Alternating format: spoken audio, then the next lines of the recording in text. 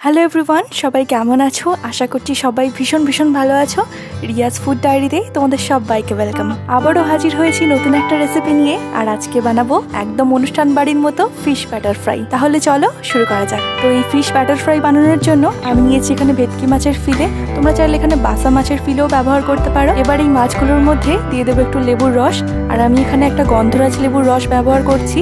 এটা দিলে ব্যাটার ফ্রাইয়ের মধ্যে একটা সুন্দর গন্ধরাজ লেবুর ফ্লেভার আসবে। আর গন্ধরাজ লেবু না থাকলে তোমরা নর্মাল পাতি লেবুর রসও ব্যবহার করতে পারো। আর দিয়ে দেবো এর মধ্যে একটু স্বাদ মতো নুন।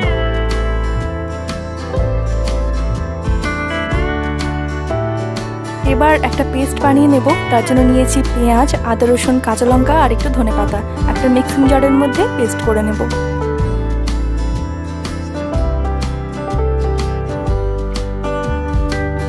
এই পেস্টটাকে দিয়ে দেবো মাছের মধ্যে। তারপর ভালো করে মাছটাকে মাখিয়ে নিয়ে বেশ কিছুক্ষণের জন্য ম্যারিনেট করে নেব।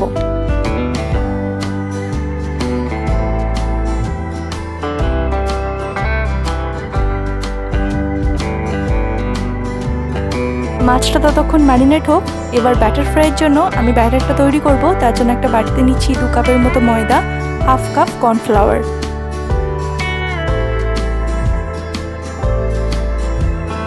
এবার দিয়ে দেবো এর মধ্যে স্বাদ মতো নুন, 1 চামচের মতো বেকিং পাউডার, আর দিচ্ছি সামান্য 1 পিঞ্চ মতো বেকিং সোডা। আর দিয়ে দিচ্ছি একটু গলানো মাখন, দেবো একটা ডিম, আর দেবো সামান্য একটু গোলমরিচ গুঁড়ো।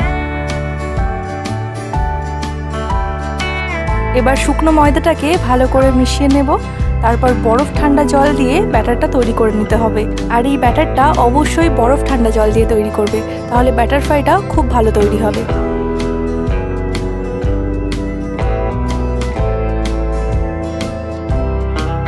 তো আমার এখানে ব্যাটারটা একদম তৈরি হয়ে গেছে।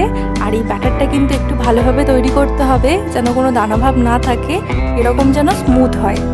এবার আগে থেকে ম্যারিনেট করা মাছটাকে একটু শুকনো ময়দার মধ্যে এপিট ওপিট কোট করে নেব। তারপর দিয়ে দেবো ব্যাটারের মধ্যে।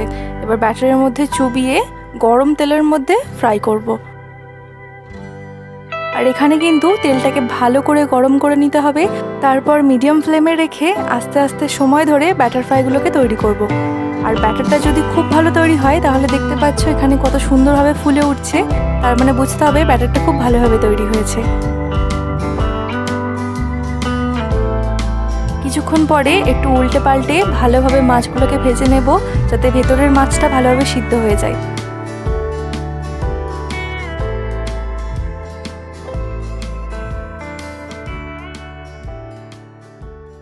তো আমার এখানে ব্যাটার ফ্রাইগুলো ভালোভাবে ভাজা হয়ে গেছে। এবার এগুলোকে তেল ঝাড়িয়ে তুলে নেব। এবার এই গরম গরম ফিশ ব্যাটার ফ্রাই সাথে একটু টমেটো সসের সাথে পরিবেশন করছি। যে কোনো অনুষ্ঠান বাড়িতে ফিশ ব্যাটার ফ্রাই কিন্তু একটা দারুণ স্টার্টার। আমার তো বরং ফিশ ফ্রাইয়ের থেকেও বেশি এটা খেতে ভালো লাগে।